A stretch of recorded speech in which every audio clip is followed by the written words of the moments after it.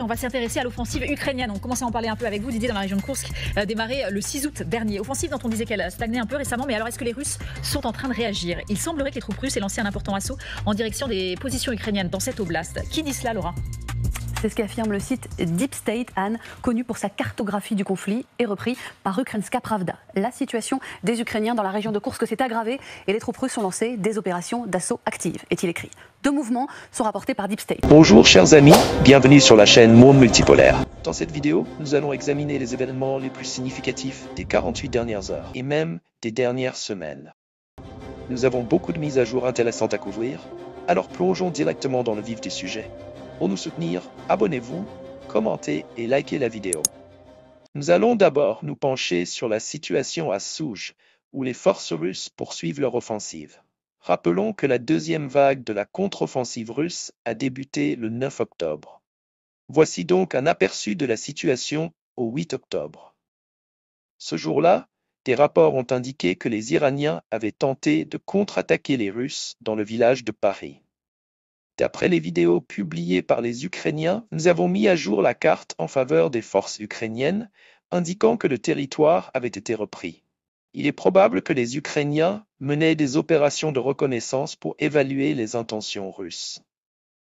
Le 9 octobre, le ministre de la Défense de la Fédération de Russie a annoncé que, suite à plusieurs attaques, les Russes avaient réussi à établir un contrôle total sur le village de Paris, qu'ils ont donc capturé ou libéré. Ces 2 territoires sont désormais sous contrôle russe. Le 10 octobre, nous avons reçu d'autres mises à jour, notamment sur les attaques russes visant les forces ukrainiennes le long de la route reliant les villages de Kva et Zoun. Une vidéo confirmant les progrès russes a également été diffusée. Dans cette vidéo, un véhicule armé ukrainien attaque les forces russes, mais lorsque son conducteur réalise qu'il n'a aucune chance de survie, il se retire. Ainsi, voici la situation sur le terrain au 10 octobre.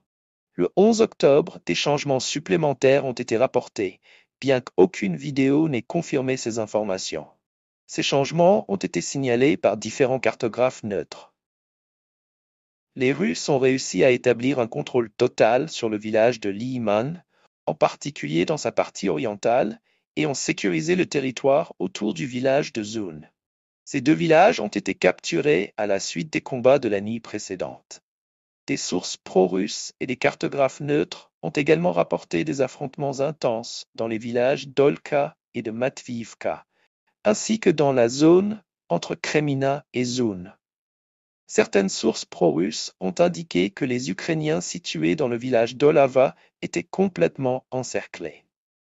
D'après différents cartographes, ces territoires sont désormais considérés comme sous contrôle total russe. Il est donc difficile de déterminer ce qui se passe précisément dans cette région pour le moment.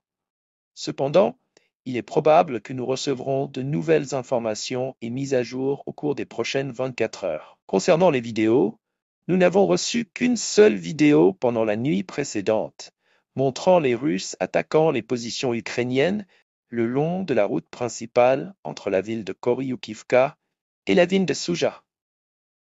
Il s'agit des mêmes événements dont nous avons parlé hier. Les Russes progressent le long de la route principale, mais cette vidéo ne fournit pas d'informations supplémentaires sur les avancées sur le terrain, en particulier dans la direction du village d'Olava. Au cours de la nuit précédente, un nombre significatif de vidéos a montré comment les Russes capturaient des véhicules ukrainiens abandonnés pendant leur retraite.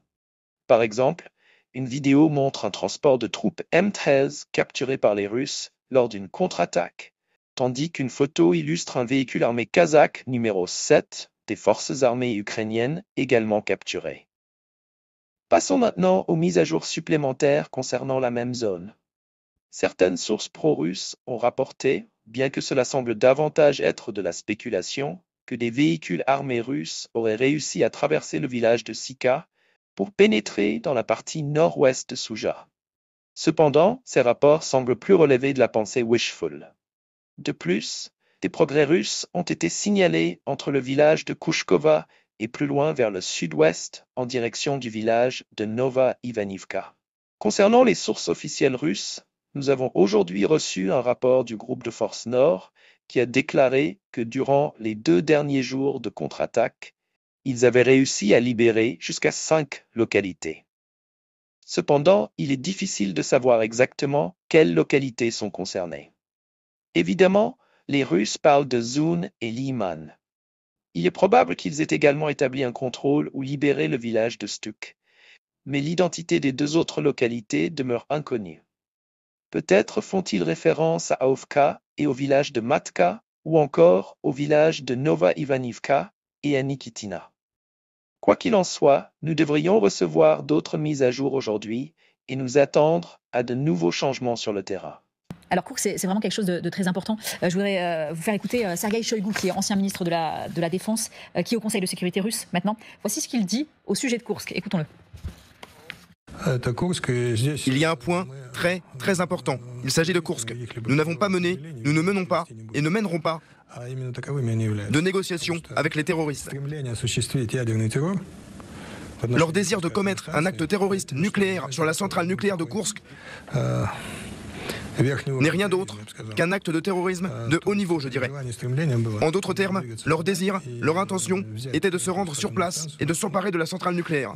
Heureusement, ils n'ont pas réussi. Et tant que nous ne les aurons pas chassés de notre territoire, nous ne parlerons naturellement pas de négociations avec eux. Avançons maintenant pour discuter du front nord, où les forces russes poursuivent leur opération offensive. Au cours des dernières 24 heures, elles ont réussi à renforcer leur position entre les villages de Kovka et Kovkiv. Dans une vidéo publiée par la 112e brigade, nous pouvons observer plusieurs attaques de drones FPV visant les véhicules russes qui se dirigeaient vers les positions ukrainiennes. Ces développements sur le terrain nous ont conduits à ajuster notre carte. La mise à jour la plus significative concerne la région de Kovka, où nous avons modifié la carte en fonction des nouvelles informations. Voici la configuration de la ligne de contact au 9e octobre, suivie des avancées russes qui ont été confirmées le 10 octobre, lorsque ces forces ont capturé des champs et des fortifications. Le 11e octobre, d'autres confirmations ont validé les progrès russes dans cette zone. En résumé, il semble que les Russes prévoient de prendre le contrôle de cette partie de la direction KSK au cours de la semaine prochaine.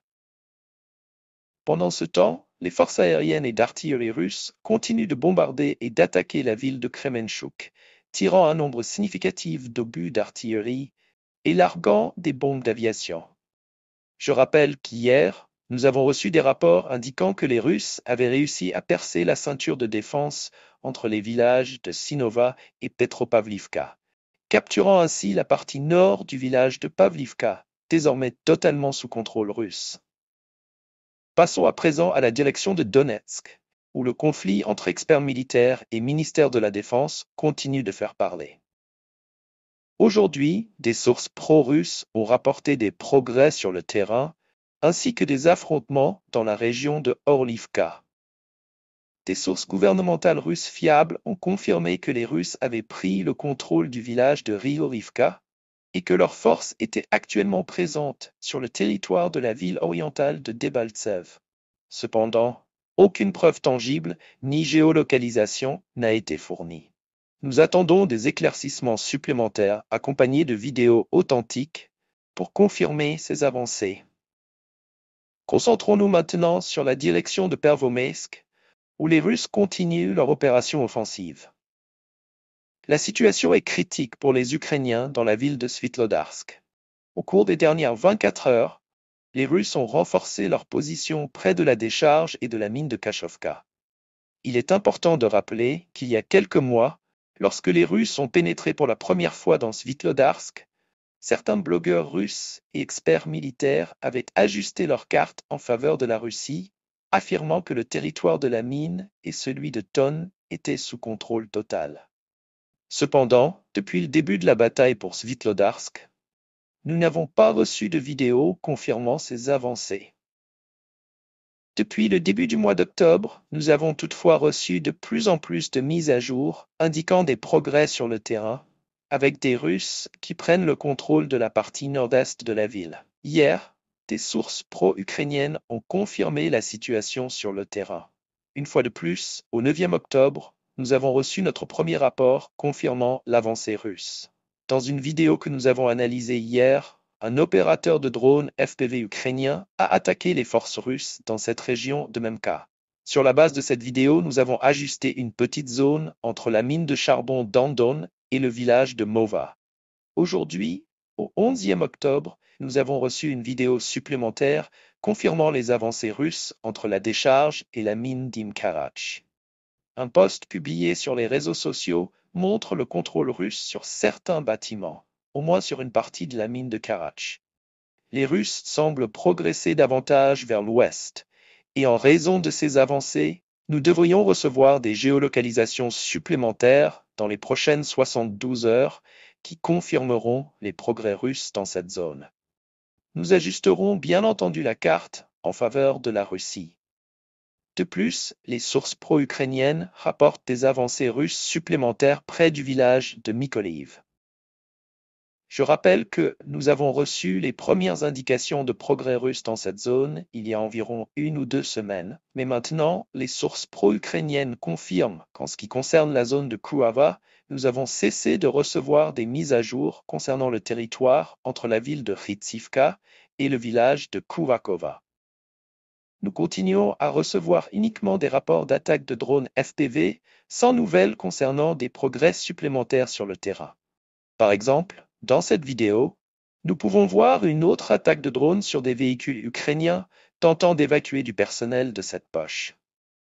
Nous avons reçu un nombre significatif de mises à jour en provenance de la ville de Kropivnitsky. Dans cette vidéo, nous pouvons observer une autre attaque d'un drone FPV russe visant des équipements de communication ukrainiens que ces derniers utilisaient pour soutenir leurs forces dans cette direction. En conséquence de cette attaque, plusieurs matériels et infrastructures ont été détruits. Poursuivons avec la région du village nommé Star, où nous avons également reçu de nombreuses géolocalisations. Les Russes ont publié un nombre significatif d'épisodes et de vidéos montrant l'utilisation de drones FPV dans cette zone. J'aimerais attirer votre attention sur une vidéo spécifique. On peut y voir de nombreux drones survolant ce territoire. Commençons cette vidéo depuis le début. Il est important de noter que le drone russe survolait cette zone sans raison apparente. En réalité, l'opérateur FPV avait un objectif précis, rester sur cette position le plus longtemps possible afin d'attaquer tout véhicule détecté sans hésitation. Le drone a donc continué son vol, et à un moment donné, l'opérateur russe a remarqué le mouvement d'un véhicule ukrainien et a immédiatement lancé une attaque. Pour remplacer le premier drone FPV, un autre drone est arrivé pour vérifier les conséquences de l'attaque et confirmer que les Ukrainiens avaient effectivement perdu ce véhicule. Une situation similaire s'est produite un peu plus loin, dans la direction occidentale, où le drone russe patrouillait la zone à la recherche de véhicules à identifier. Lorsqu'un véhicule a été repéré, les Russes ont de nouveau attaqué avec un drone FPV, bien qu'il soit probable que les Ukrainiens aient réussi à évacuer ce matériel. Le ministre de la Défense russe, Andrei Belousov, a examiné des images montrant des équipements ukrainiens détruits par des drones lors de sa visite au nouveau centre de technologie avancée sans pilote, appelé Rubicon. À cette occasion, il a inspecté le centre et reçu un rapport détaillant les opérations de ses unités dans les régions de Donetsk, Belgorod et Koursk. Les forces russes ont détruit plus de 400 unités d'armement et de matériel militaire des forces ukrainiennes. Lors de cette réunion, Belousov a ordonné la formation et l'équipement de 5 nouveaux détachements qui seront déployés au sein des groupes de troupes opérant dans la zone de la région militaire nord. Вот. Можно использовать FPV, спрятаться в какое-то защищенное помещение и управлять дроном разведывательного типа, усилитель черный, и вот пульт стоит с устройством. Вот этот личный дрон улетел. Concernant le sud, les nouvelles que nous avons reçues ne sont pas particulièrement intéressantes. Cependant, des rapports provenant de la région de Kamensky retiennent notre attention. Comme vous pouvez le constater, nous avons ajusté la carte pour la remettre dans la zone grise. Aujourd'hui, les cartographes ont rapporté que les Ukrainiens ont mené plusieurs contre-attaques dans cette direction au cours des 48 dernières heures. À la suite des affrontements, ils ont réussi à forcer les Russes à se retirer de la partie sud de Plav. D'après les sources russes, ces dernières confirment que, Bien que les Ukrainiens aient mené plusieurs contre-attaques, la plupart d'entre elles ont été repoussées. Les Ukrainiens auraient subi des pertes significatives et ont été contraints de se retirer. Les Russes affirment même que leur armée a réussi à renforcer ses positions et à prendre davantage de zones sous contrôle total. Voilà donc ce qui se passe actuellement dans la direction de Kamensky. Et est-ce qu'on se laisse un peu de temps en se disant, pour l'instant, on peut pas laisser présumer de la capacité immédiate des Russes à reprendre le contrôle de Koursk, mais on se laisse un laps de temps pour juger? Oui, alors il y a des combats, enfin il y a une contre-attaque qui est en cours de la part des Russes, particulièrement, enfin si on peut remettre la carte avec Snagost, voilà, Kornevo. Kornevo était un lieu important que les Ukrainiens visaient, parce que ça leur aurait permis de fermer la ligne de front et là de se mettre un petit glacis défensif intéressant, et ils ont échoué à prendre cette ville-là. Les Russes ont mobilisé, il y a à peu près 40 000 hommes en face, donc ils ont pris un peu de temps, mais ils ont maintenant mobilisé suffisamment pour tenir, enfin pour arrêter l'avancée ukrainienne qui par ailleurs était en fin de capacité logistique. Hein. Ils avaient vraiment du mal à aller plus loin parce que après ils sortent de leurs appuis, et d'ailleurs la question de la frappe dans la profondeur est importante pour cette affaire. C'est-à-dire que plus vous avancez, plus vous avez besoin d'avoir de l'artillerie qui peut frapper loin derrière pour vous appuyer, pour pouvoir tenir la poche si vous décidez de la tenir.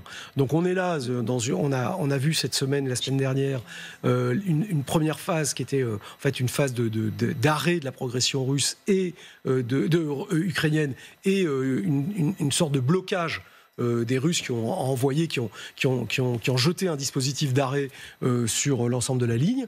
Et maintenant, ils sont en train d'attaquer sur le point le plus faible, qui dans l'axe depuis Kornevo vers le sud, et avec cette attaque sur le fameux village de Snagost, qui est un point haut et qui est un point de tenue.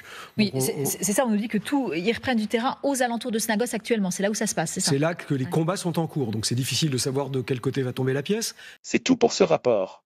Je tiens encore à réitérer le fait que nous ne soutenons aucune forme de violence dans le monde. Merci d'avoir regardé, abonnez-vous à ma chaîne, mettez un j'aime et passez une bonne journée. Au revoir.